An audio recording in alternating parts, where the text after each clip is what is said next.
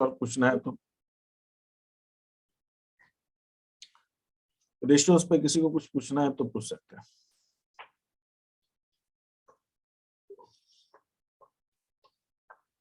Any questions on ratios? No sir. ठीक है, अब हम रेशियोज के क्वेश्चन स्टार्ट करते हैं। मैंने आपको शीट ऑलरेडी भेज दी है जो अपने को करनी है। रेशियोज के ऊपर मैंने आपको एक शीट भेजी है।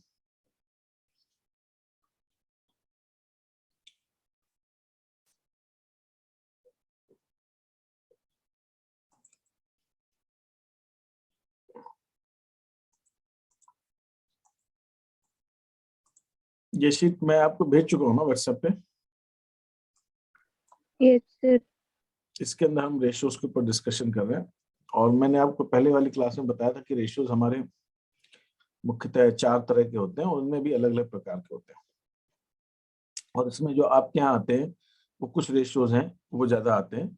तो इस वाले शीट के अंदर मैंने सिर्फ अभी उनमें से सिर्फ 2 अनुपातों के बारे में बात की है, एक चालू अनुपात और एक तरल अनुपात। सिर्फ इन्हीं दोनों की बात की गई है।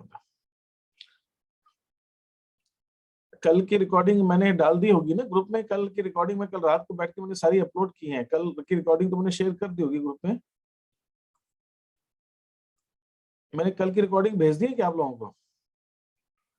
Yes sir. सर हाँ, वो मैंने कल शेयर कर दी। तो अब लिक्विडिटी, इसके अंदर हमारे 2 तरह के होते हैं रेशियोज। और जैसे मैंने आपसे कहा कि लिक्विडिटी रेशियोज में 2 तरह के जो रेशियोज आते हैं उसमें एक रेशियो हमारा लिक्विड रेशियो, तरल अनुपात, द्रवता अनुपात, इसको बोलते हैं द्रवता अनुपात।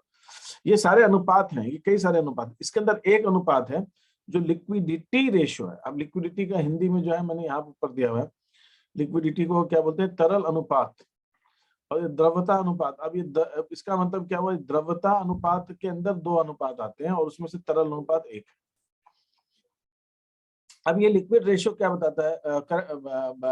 इसके अंदर जो पहला अनुपात है हमारा, that is the current ratio. Current ratio में क्या बताता है? करंट रेशियो में बताता है, जैसे मैंने आपको बताया भी था, कि 1 साल के अंदर अंदर जो हमारे दायित्व आने वाले हैं, क्या हम उनका भुगतान करने की स्थिति में हैं, हम कर पा रहे हैं, ये बताता है। तो करंट रेशियो बताता है कि करंट लायबिलिटीज की तुलना में हमारे पास कितनी करंट एसेट्स है।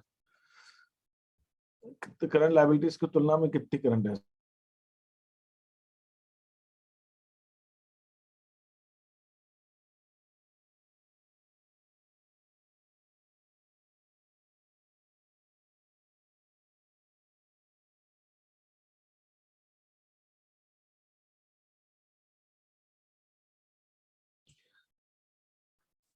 करंट रेशियो क्या हो गया? एक करंट एसेट्स और करंट लायबिलिटीज का अनुपात है कि कितनी करंट लायबिलिटीज के लिए हमारे पास कितनी करंट एसेट्स है।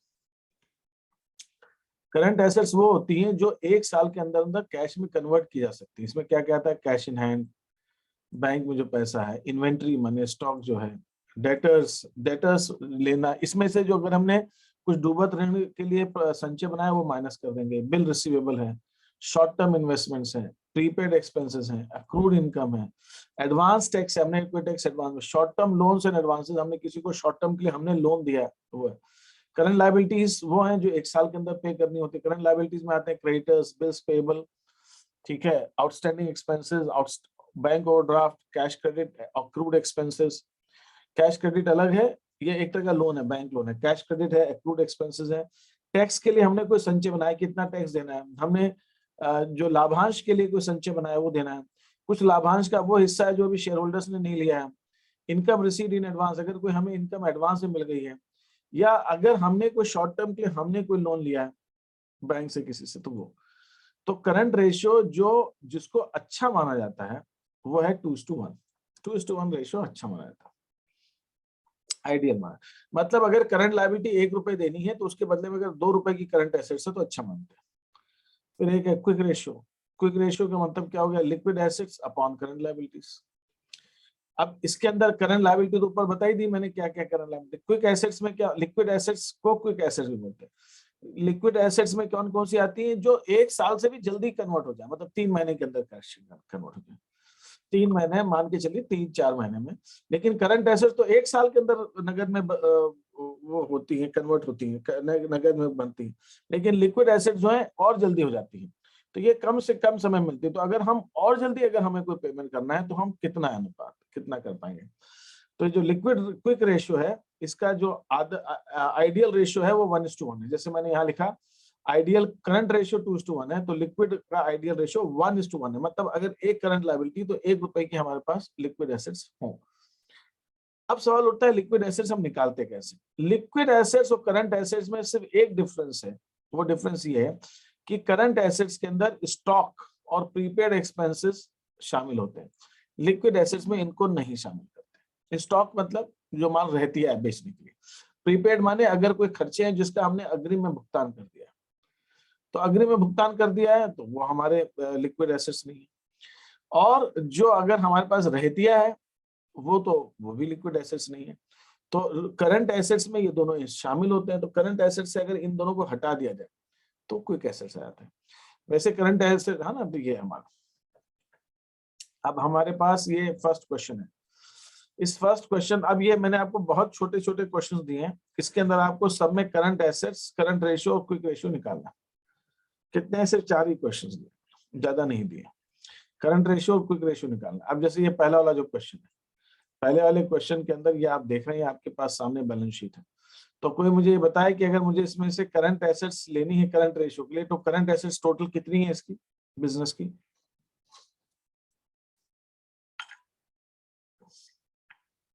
इस बिजनेस की करंट एसेट्स कितनी है? 14 लाख। 14 लाख। ठीक है, 14 लाख का मतलब क्या हो गया? करंट एसेट्स के अंदर हमने ये तीन चीजें जोड़ दी। और करंट लायबिलिटीज कितनी है? 6 लाख। 6 लाख। तो ये करंट लायबिलिटीज है, current assets and current liabilities. अब हमें करंट रेशियो निकालना है, तो current ratio is current assets upon current liabilities.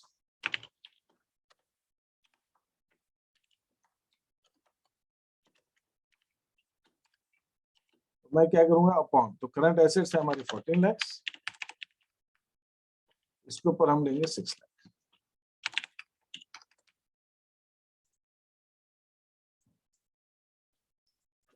14 lakh को अगर मैं 6 लाख से डिवाइड कर दूं तो कितना आ रहा है आंसर हमारा? 14 लाख को अगर मैं 6 लाख से डिवाइड कर दूं तो 14 लाख डिवाइडेड बाय 6 लाख,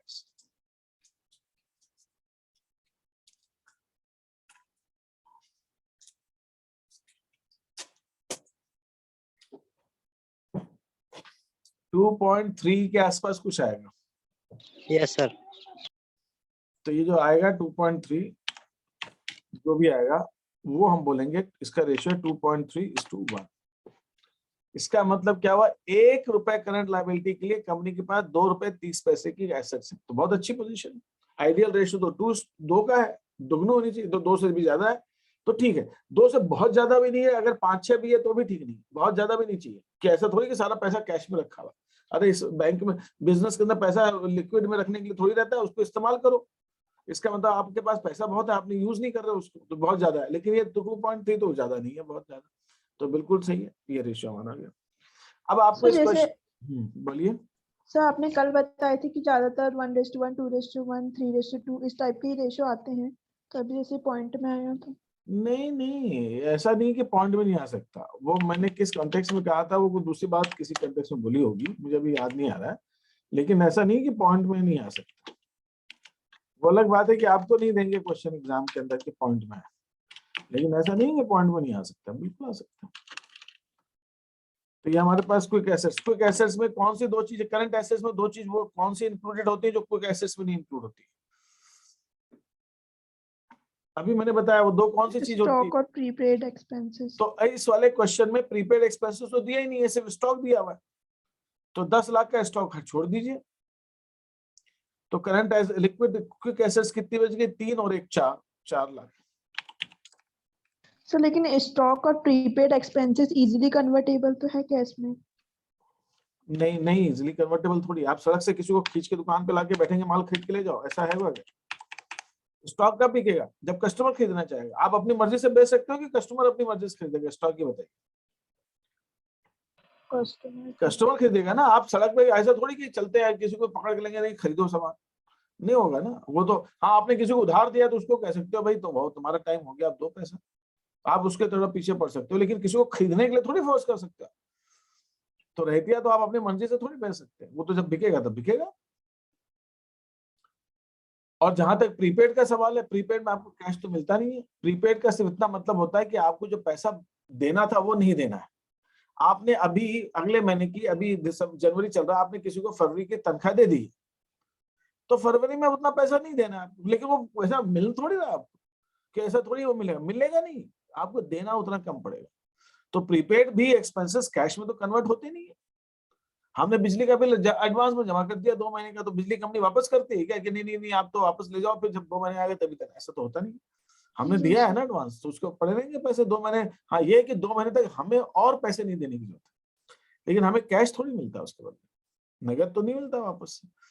तो प्रीपेड एक्सपेंसेस में भी नगद नहीं मिलता, और रहती है कि आप अपनी मर्जी से नगद में बदल नहीं सकते कि आपकी इच्छा तब बदल दो, वो तो अपने हिसाब से बिकेगा, बिकेगा तो नहीं बिकेगा तो इस वजह से इन दोनों को हम कन्वर्ट कर, हमारे पास बैंक में पैसा हम जब चाहे तब निकाल सकते हैं, हमने इन्वेस्टमेंट रखे हैं हम जब चाहे तब बेच सकते हैं, हमने किसी को पैसा दे रखा है तो हम फिर भी बोल सकते हैं। आप किसी को उधार देते हैं, कोई 1-2 साल के लिए तो देता नहीं है, 1 महीने के लिए 2 महीने के लिए देता है उधार, अगर सामान बेचा है तो।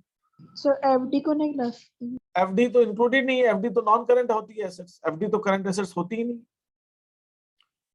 एफडी तो लंबे समय, हाँ ऐसी कोई एफडी है जो इस साल खत्म हो रही है, हमने की थी 4 साल पहले एफडी। कब की थी? हमने जनवरी में की थी। कब की थी? 30 जनवरी को की थी। अब 30 जनवरी आ गया 2020 में, 22 में 4 साल हो गए उसके पूरे। अब हमको वो पैसा मिलने वाला है, तो ये तो करंट में जोड़ लो आप, इसको करंट में जोड़ देंगे क्योंकि तो पक्का मिलने वाला है। बाकी ऐसी कोई एफडी थोड़ी है करंट में, वो तो नहीं आएगी। तो 4 लाख को हम 6 लाख से डिवाइड करेंगे, हमारा क्विक रेशियो आ जाएगा। तो ये आपको इन चीजों को ध्यान में रखकर ये अनुपात सारे निकालना है। ये 2 ही अनुपात दिए हैं, और ये मैंने इसके अंदर शीट के अंदर 4 क्वेश्चन दिए आपको। इन चारों क्वेश्चन के अंदर आपको करंट रेशियो और क्विक रेशियो दोनों निकालना है। अभी इसमें से किसी को कोई चीज पूछनी है तो पूछ सकता है। इसमें किसी को कोई चीज पूछनी है कि साहब ये आपने कैसे, मतलब वो पूछ लीजिए आप, इसमें से कोई भी चीज पूछनी तो, जो कुछ मैंने भी आपको बताया। इस शीट को आप खत्म कर दीजिए, क्विक रेशियो करंट रेशियो आप निकाल दीजिए, फिर मैं नेक्स्ट रेशियो पे ले लूंगा, प्रॉफिटेबिलिटी रेशियो, देखिए। और उसके अलावा मैंने इसको क्या नाम है, दीप को ये जिम्मेदारी दी थी कि वो देख लेगा कौन से रेशियो ज्यादा पूछे जाते हैं, तो उसने कहा तो सर जो आप खुद बता रहे हो तो वही आप करा दो बस। तो उसने कोई रिस्पॉन्सिबिलिटी ली नहीं। आप में से कोई भी देखना चाहे तो बता दीजिएगा सर ये वाले रेशियो, सारे रेशियोज आपको आते नहीं है, मैं सारे अगर पढ़ाऊंगा अभी तो आपको उसमें इंटरेस्ट नहीं आएगा, तो आपको जाने की अभी जरूरत भी नहीं है। आप बता दीजिए सर ये रेशियोज करा दीजिए, वो रेशियोज में करा दीजिए। सर परीक्षा अध्ययन क्वेश्चन बैंक में सारे रेशियो दिए हैं। नहीं दिए तो कितने कोर्स में तो सारे ही हैं, लेकिन पिछले 25 साल में भी पूछे हैं क्या, ये बताओ मेरे को, मैं ये कह रहा हूँ। सारे, मुझे कोई दिक्कत नहीं, मैं सब करा देता हूँ, आपको सब करने आप सब करा दीजिए, आप बोल दीजिए कि सब करा दीजिए, मैं सब, मुझे क्या दिक्कत है, मुझे पढ़ाने में क्या, मैं तो कराते ही हूँ सारे रेशियो, वैसे भी पढ़ाता हूँ। इनके अलावा अब इसमें भी एक और फर्क है, ये तो मैंने जो रेशियो दिए सीबीएसई के साथ दिए, एनसीईआरटी में इससे ज्यादा है रेशियो, वो मैंने डाले नहीं है इसके अंदर, वो भी आप देख लीजिए, वो भी आप देख लीजिए। आप लोग सब आप समझदार हैं, सब पढ़ते हैं, कोशिश देखते हैं सिलेबस, आप बता दीजिए कि सर ये रेशियोज तो आपकी शीट में ही नहीं, ये भी रेशियोज हैं, ये भी हमें बताइए, मैं वो भी बता दूंगा, मुझे तो कोई परेशानी नहीं, कोई परेशानी नहीं। आप जितना आप पढ़ने को तैयार है, मैं उतना पढ़ाने को तैयार हूं, ठीक है। आप देख के मुझे बता दीजिए, उस हिसाब से मैं करा दूंगा उस चीज को।